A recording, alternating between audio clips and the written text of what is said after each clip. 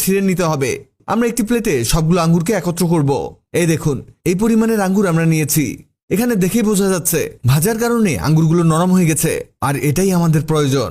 এবার এই আঙ্গুরগুলোকে একটি ব্লেন্ডারের মধ্যে ঢেলে দিতে হবে। এখানে আরো দিতে হবে কিছু কাঠবাদাম। এখানে 50 গ্রামের মতো কাঠবাদাম দিলেই হবে। আরো দিতে হবে কাজু বাদাম।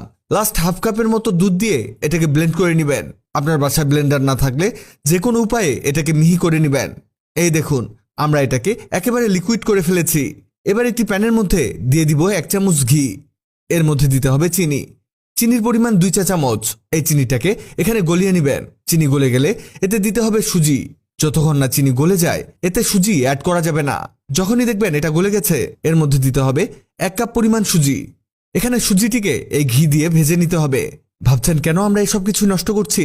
না বন্ধুরা, এসব কিছুই নষ্ট হচ্ছে না। এটা তো আমরা অনেক দামি একটা জিনিস তৈরি করছি। এগুলো ভাজতে ভাজতে ব্রাউন কালার ধারণ করবে।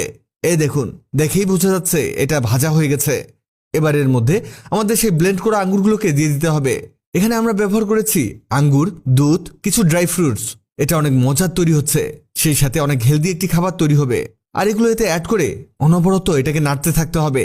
এখানে খেয়াল করলে বুঝতে পারবেন সুজিটি কিন্তু আমাদের এই লিকুইড টেনে নিচ্ছে।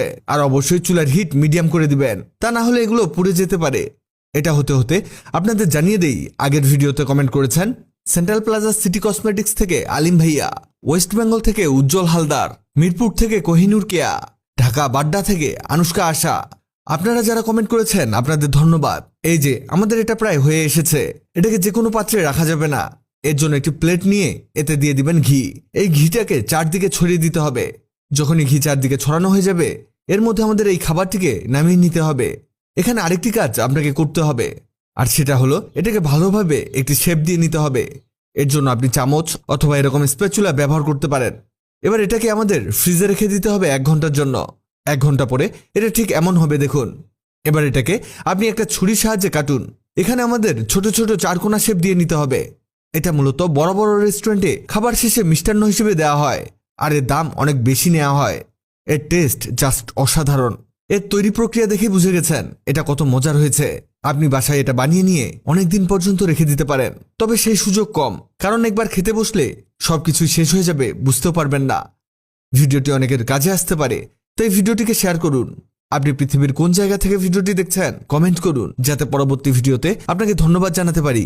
ভিডিওটি ভালো লাগলে লাভ রিঅ্যাক্ট দিন, খারাপ লাগলে হাহা রিঅ্যাক্ট দিন। এমন সব তথ্যবহুল ভিডিও পেতে ন্যাচারাল বিউটি হ্যাক্সকে লাইক ও ফলো দিয়ে রাখুন।